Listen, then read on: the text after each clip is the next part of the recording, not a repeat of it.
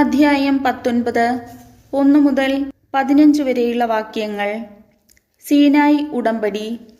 ഈജിപ്തിൽ നിന്ന് പുറപ്പെട്ടതിൻ്റെ 3-ാം മാസം 1-ാം ദിവസം ഇസ്രായേൽക്കാർ സീനായ് മരുഭൂമിയിലെത്തി. അവർ റെഫിദീമിൽ നിന്ന് പുറപ്പെട്ട് സീനായ് മരുഭൂമിയിൽ പ്രവേശിച്ച് മലയുടെ മുൻവശത്ത് പാളയമടിച്ചു. മോശ ദൈവസന്നിധിയിലേക്ക് കയറി ചെന്നു. കർത്താവ് മലയിൽ നിന്ന് അവനെ വിളിച്ചിങ്ങനെ പറഞ്ഞു: യാക്കോബിൻ്റെ ഭവനത്തോട് നീ പറയുക, ഇസ്രായേലിനെ അറിയിക്കുക, ഈജിപ്തുകാരോട് ഞാൻ ചെയ്തതെന്തെന്നും കഴുകന്മാരുടെ ചിറകുകളിൽ സംവഹിച്ച് ഞാൻ നിങ്ങളെ എങ്ങനെ എൻ്റെ അടുക്കലേക്ക് കൊണ്ടുവന്നുവെന്നും നിങ്ങൾ കണ്ടു കഴിഞ്ഞു. അതുകൊണ്ട് നിങ്ങൾ എൻ്റെ വാക്കു കേൾക്കുകയും എൻ്റെ ഉടമ്പടി പാലിക്കുകയും ചെയ്താൽ നിങ്ങൾ എല്ലാ ജനങ്ങളിലും വെച്ച് എനിക്ക് ഏറ്റവും പ്രിയപ്പെട്ട എൻ്റെ സ്വന്തം ജനമായിരിക്കും. കാരണം ഭൂമി മുഴുവൻ എൻ്റേതാണ്. നിങ്ങൾ എനിക്ക് പുരോഹിത രാജ്യവും വിശുദ്ധ ജനവുമായിരിക്കും.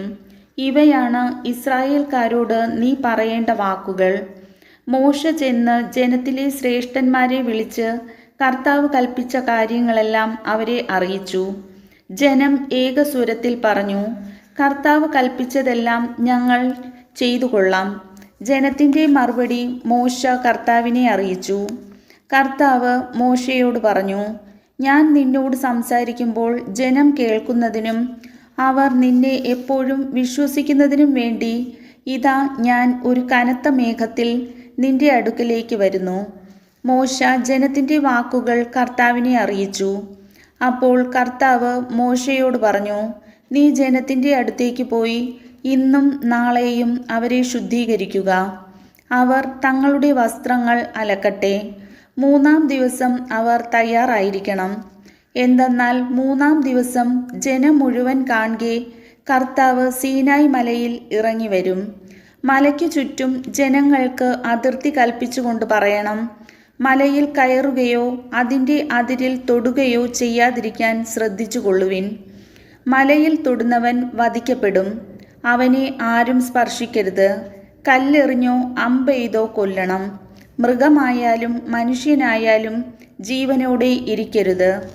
കാഹളം ദീർഘമായി മുഴങ്ങുമ്പോൾ അവർ മലയെ സമീപിക്കട്ടെ. മോശ മലയിൽ നിന്നിറങ്ങി ജനത്തിൻ്റെ അടുക്കൽ ചെന്ന് അവരെ ശുദ്ധീകരിച്ചു. അവർ തങ്ങളുടെ വസ്ത്രങ്ങൾ കഴുകി. അവൻ ജനത്തോട് പറഞ്ഞു: 3-ാം ദിവസത്തേക്ക് നിങ്ങൾ ഒരുങ്ങിയിരിക്കുവിൻ.